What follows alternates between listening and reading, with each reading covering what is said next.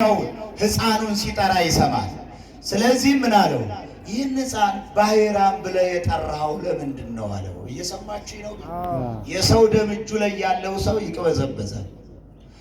ሰው የጣለ ሰው ሁልጊዜም ይጨነቃል። እባካችሁ በንጹሐን ላይ እንዳትፈርዱ፣ ትጨነቃላችሁ። በንጹሕ ሰው ላይ የፈረደ በሐሰት ለጊዜው የመሰከረ ሰው በኋላ ይጨነቃል፣ ያለቅሳል፣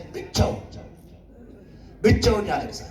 ስለዚህ ይህ ሰው ይህን ሕፃን ጥሎታል እና የዚህ ሰው ስም ደግሞ የዚህ ብላቴና ስም አስጨንቆታል። ለምን ባሕራም ብለህ ጠራው ስሙን አለው። ከዛም በኋላ ምን አለው? እሱ ባሕራም ብዬ የጠራሁት ባህር ላይ በሳጥን አግኝቼው ነው አለ። እየሰማችሁ ነው? እየሰማችሁ ነው? አይታችኋል? ልክ ጠያቂው ማን ነው? ይህን ሕፃን የጣለው ሰው፣ መላሹስ ከባህር ላይ ያወጣው ሰው። ለምን ጠራኸው ሲለው ባህር ላይ ስላገኘው በሳጥን ተንጥሎ ነው አለው። በምን ወራት ነው አለው። ወራቱንም ቀኑንም ነገረው። ይህን ጊዜ ምን አለ? አለቀሰ፣ ተጨነቀ። ደግሞም እንዲህ ብሎ አሰበ። ፈቃድ ይሁን አለው። ፈቃድ ይሁን፣ ረስቸው የመጣሁት አንድ ዕቃ አለ፣ ሂዶ ያምጣል። ከእኔ ይልቅ እሱ ይፈጥናል፣ ከእኔ ይልቅ እሱ ይቀድማል። እሱ ሕፃን ነው፣ ወጣት ነው፣ እኔ ግን አረጋዊ ነኝ። እሱ ሂዶ ያምጣልኝ፣ እኔ ተምሄዳለሁ። አንተ ተምትደክምማ ሕፃኑ ይቅደም። እየሰማችሁ ነው? ግን አንተ ተምትደክም ሕፃኑ ይሂድ፣ ሂዶ ያምጣልህ አለው። ሕፃኑ እየገሰገሰ እንዲሄድ ያሳደገው ሰው ፈቀደለት በየዋህነት። ለካ ይህ ሰው ግን እንዲሄድ ያደረገው በወረቀቱ ላይ መርዝ ለውሶ ነው። እየሰማችሁ ነው? ምን ለውሶ ነው አልኳችሁ? መርዝ ለውሶ የሕፃን የልጅ በሕፃንነቱ የጣልኩት ነው። ይሞታል ስል አለ፣ ይጠፋል ስል እየኖረ ነው። ይሄው አድጓል፣ የሚያምር ወጣት ጎልማሳ ነው። ስለዚህ እንዳያችሁት ግደሉት፣ ገላችሁ ቅበሩት አለ። እየሰማችሁ ነው? ገላችሁ ምን በሉት? ቅበሩት ብሎ ደብዳቤ ጽፎ በእጁ ሰጠ። ልክ ይህንን የሞት ደብዳቤ ባሕራን ይዞ ቀጥታ ይሄዳል። ምስኪን እየገሰገሰ ይሄዳል። ሲሄድ በሰው አምሳል ጭዋለው በረሃ ላይ እነሆ ጭዋለው በረሃ ሰው አለበት፣ ሰው ይታይበታል የማይባልበት በረሃ ላይ፣ የሰው ድምፅ የማይሰማበት በረሃ ላይ፣ ሰዎች ሰላምታ የማይለዋወጡበት በረሃ ላይ እግዚአብሔር በእጁ የያዘውን ደብዳቤ ስላየ እነሆ መልአኩን ሚካኤልን ላከለት። የያዝከው ደብዳቤ ምንድን ነው ብሎ ጠየቀው። እየሰማችሁ ነው? የያዘው ደብዳቤ ምንድን ነው? የሞት ነው የሕይወት ነው? ንገሩኝ እስቲ። የሞት ነው የሕይወት ነው? የሞት ደብዳቤ፣ ግደሉት የሚል ደብዳቤ፣ ቅበሩት የሚል ደብዳቤ፣ አሁኑን ወደ መቃብር አስገቡት የሚል ደብዳቤ በእጁ ይዞ ይሄዳል። ይህን ጊዜ ግን እሱ ያላየውን ደብዳቤ ማን አይቶታል? ማን አይቶታል? ይኸውላችሁ እኛ የማናየውን በፊታችን ያለውን መከራ ማን ያያል? ንገሩኝ፣ ማን ያያል? እኛ የማናየውን በፊታችን ያለውን ጨለማ እሱ ያያል። እኛ የማናየውን እሱ የሚያየውን ክፉ ወጥመድ እግዚአብሔር ያያል። ስለዚህ እግዚአብሔር እያየ የእሱ የሆኑትን ግን አሳልፎ አይሰጥም፣ እሱ ያድናል። ስለዚህ አሁን ይህንን ደብዳቤ አሳየኝ አለው። የአደራ ደብዳቤ ነው፣ እንዴት አሳያለሁ? ለተፈቀደለት ሰው እንጂ ላልተፈቀደለት ሰው አላይም አለው። እኔ ከፍቻ ላየውም ስጠኝ አለው። ልክ ይህን ጊዜ ሰጠው። በእጁ ሲነካው ያ ደብዳቤ ተቀየረ ይላል። ክብርና ምስጋና ለስሙ ይሁን። በምኑ ሲነካው? አቤት! በምኑ ሲነካው? የማን መልአክ? የማን መልአክ?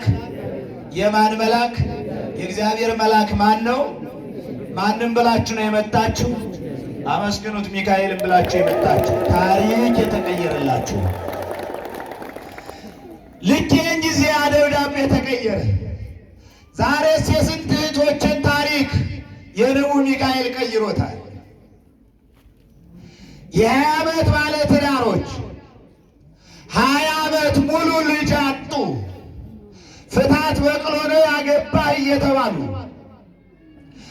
ፍታት ከእሷ ጋር አትኑር እየተባለ በቅሎ ነሽ አንቺ እየተባለች የብዙ ሰዎች ስድብ ስልካቸውን ያዘጋባቸው ሰዎች ከ20 ዓመት ትዳር በኋላ ከእንባ በኋላ ሳቅን፣ ከእንባ በኋላ ደስታን፣ ከሐዘን በኋላ መጽናናትን የንቡዕ ሚካኤል ሰጥቷል። በእውነት አመስግኑት።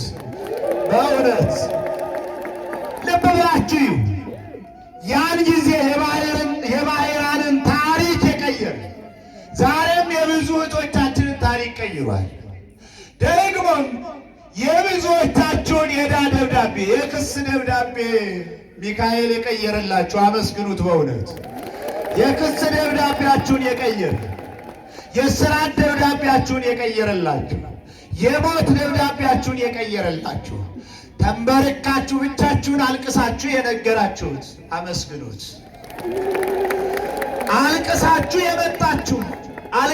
የመጣችሁ ሰይፍ ተስሎባችሁ አልቅሳችሁ የመጣችሁ፣ ሞት ተፈርዶባችሁ አዝናችሁ የመጣችሁ፣ አታችሁ ተርባችሁ ተሳቃችሁ የመጣችሁ፣ አሁን በእንባ ሽፋፍንት ውስጥ ናችሁ የምታዝኑ እህት ወንድሞች፣ አባት እናቶች፣ ያን ጊዜ ሕዝበ እስራኤልን ነፃ ያወጣ መልአክ ፀሐይ እንዳይመታቸው ያን ጊዜ የመላእክትን አለቃ ሚካኤልን የላከ አምላክ ከእናንተ ጋር ነው። አሁንም ደስ ይበላችሁ፣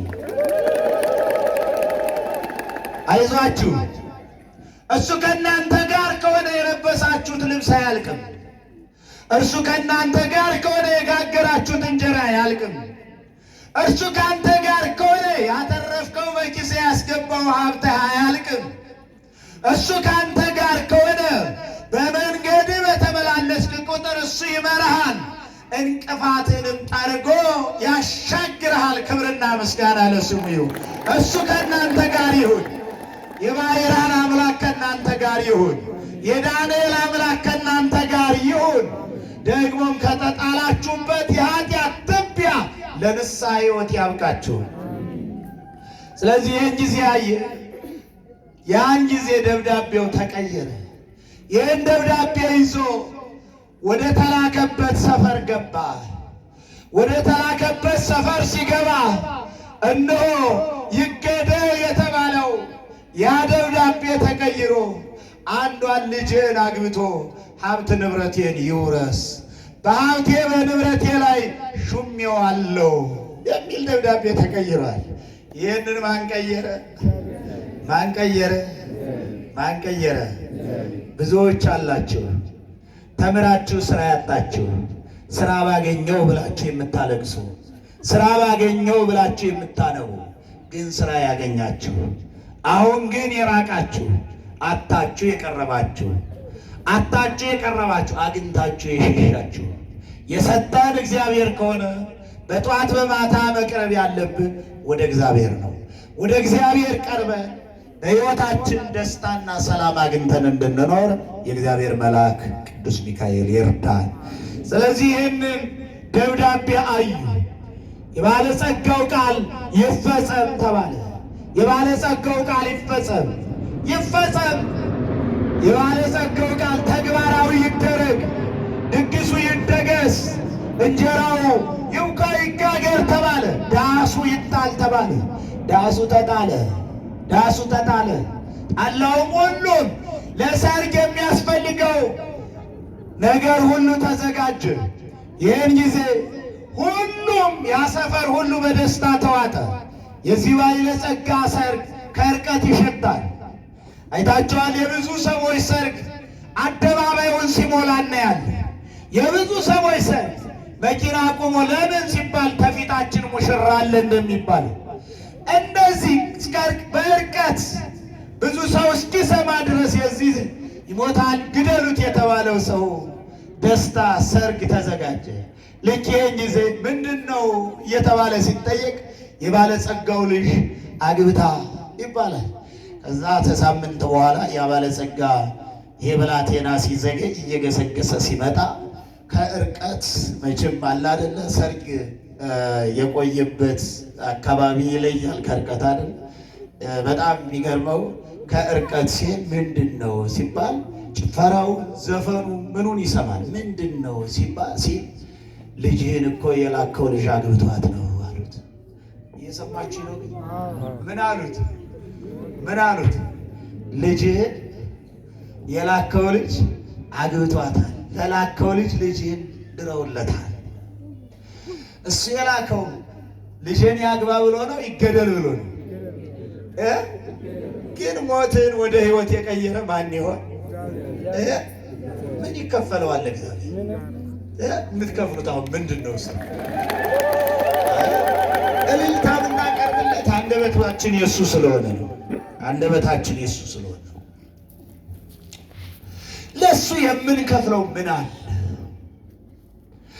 ብር ብንሰጠው የእሱ አይደል? ካልሰጠ የት ታገኘዋለህ?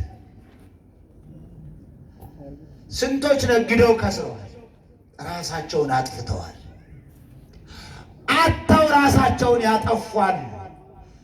አንተ እግዚአብሔር ስለፈቀደልህ ነው ገንዘብ ያለህ ገንዘብ ያለሽ። ለእሱ ምን እንሰጠዋለን? በጣም ልብ ብላችሁ ክርስቲያኖች፣ ይህንን ሞት ወደ ሕይወት ቀየር። ይህን የሞት ደብዳቤ ወደ ሕይወት፣ ይህን የሐዘን ደብዳቤ ወደ ደስታ ቀየር። ምንድን ነው ዘፈኑ? ምንድን ነው ደስታው? ምንድን ነው? ምን ተገኝቶ ነው ሲል ልጅ ለላከው ልጅ ተድራለታለች። በቤቴ በንብረቴ ላይ ይዘዝ ያልከው የሾምከው ይኸው ሀብትን ንብረትን ተረክቧል። ይኸው በቤት በንብረት ላይ ተሹሟል። የምትወዳትን አንዷን ብላቴናህን አግብቷል አሉት። ይህን ጊዜ እሱ ደነገጠ፣ አለቀሰ ይላል። ልክ ይህን ጊዜ ደነገጠ፣ አለቀሰ፣ ተበሳጨ። ተበሳጭቶ ተፈረሱ ላይ ሲወድ ሞተ ነው የሚለው። እየሰማችሁ ነው? አትፍረዱ፣ ይፈረድባችኋል። ታስታውሳላችሁ፣ ሐማ ለመርዶክዮስ ጉድጓድ ቆፍሯል። ሐማ ለመርዶክዮስ ጉድጓድ ቆፍሯል። ይህን ጊዜ በቆፈረው ጉድጓድ ግን የገባው መርዶክዮስ አይደለም፣ ሐማ ነው። አሁንም የሞተው ማሂራን አይደለም፣ የሞተው ይሙት ብሎ የፈረደበት ባለጸጋው ነው። እየሰማችሁ ነው? ከኔ ጋር ናችሁ? ግን ከኔ ጋር ናችሁ? እግዚአብሔር ከሁላችን ጋር ይሁን። የፈረደበት ነው የሞተው። ስለዚህ ለዚህ ትልቁ ነገር ሁላችንም ማስቀደም ያለብን እንደ ዳንኤልን ከተራቡ አንበሶች ጉድጓድ እንዳወጣ እኛንም ከዚህ ክፉ ዘመን እንዲያወጣን እርስ በርስ ተመገዳደል፣ እርስ በርስ ተመገባባት፣ እርስ በርስ ተመካሰስ እንዲያወጣን የዳንኤልን አምላክ ማስቀደም ነው። እየሰማችኝ ነው? የባሂራንን አምላክ ማስቀደም ነው። እሱን ስናስቀድም በእኛ ላይ ሁልጊዜ ማን ይቀድማል ብያችኋለሁ? እግዚአብሔር ይቀድማል። ስለዚህ ማን እንደ እግዚአብሔር? ባሂራንን ሞቱን ወደ ሕይወት የቀየረ ማን እንደ እግዚአብሔር? ይሞታል ሲባል እንዲኖር ያደረገ እግዚአብሔር። በእኛ ላይ መታ ተብለናል። ትሞታላችሁ ተብለን በር ዘግተናል። ቤት ውስጥ ሆነን በቴሌቪዥን ላይ ቅዳሴ ያስቀድሰናል። ቤት ውስጥ ሆነን ሆሳዕናን አክብረናል። ትሞታላችሁ ተብለን ስቅለትን ቤት ሰግደናል። ትሞታላችሁ ተብለን ትንሣኤን ሳናስቀድስ ቤታችን ውለናል። ቅዳሴውን በቴሌቪዥን እያየን ቤተ ክርስቲያናት ሁሉ ዙሪያውን ተዘግተው ያንን ክፉ ዘመን ማን አስመለጠ? ማን እንደ እግዚአብሔር? ክብርና ምስጋና ለስሙ ይሁን። ሁላችሁ ባለስልጣኖች እንኳን ሳይቀሩ ሁሉ ፊቱን አፍኖ ነበር አይደለ? ታስታውሳላችሁ?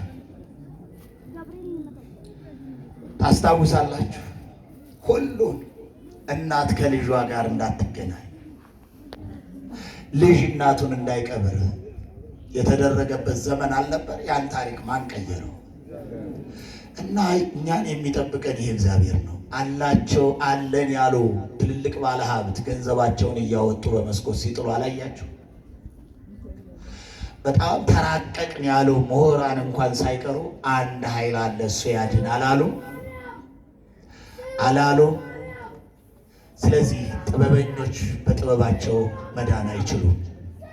ባለጸጎች በባለጸግነታቸው ማዳን አይችሉም። ማዳን የሚችለው እግዚአብሔር ብቻ ነው። ስለዚህ ሁላችንም ወገኖች እንዲህ የተሰበሰብነው እሱ ስለረዳን ነው። እሱ ስለረዳን ተሆነ ደግሞ ሁልጊዜ እግዚአብሔርን እንፍራ። ዛሬ ወድቀናል። የሰማችሁ ወድቀናል። በዘረኝነት ወድቀናል። ዘረኝነት ባህር ላይ ገብተናል። አማኝ አማኙን እየገፋው ያለበት ዘመን ነው። የትኛው ሰው ነው ሰላም ያግለው አሁን ስንል ግራ ያጋባል። ስለዚህ ሁላችንም ወደ ራሳችን ሕይወት ተመልሰን ንስሐ ገብተን ሥጋውን ደሙን እንድንቀበል አምላካችን እግዚአብሔር ይርዳል። ደግሞም መልአኩን ልኮ ከአንበሶች አፍ ያወጣ አምላክ እኛንም ከዘረኝነት ያውጣ። ከምን ያውጣ? ከዘረኝነት ያውጣ። እርስ በርስ ከመገዳደል ያውጣ። እርስ በርስ ከመካሰስ ያውጣ። ስለነበረን ጊዜ ሁሉ የአምላካችን ስም የተመሰገነ ይሁን። ይቆያል።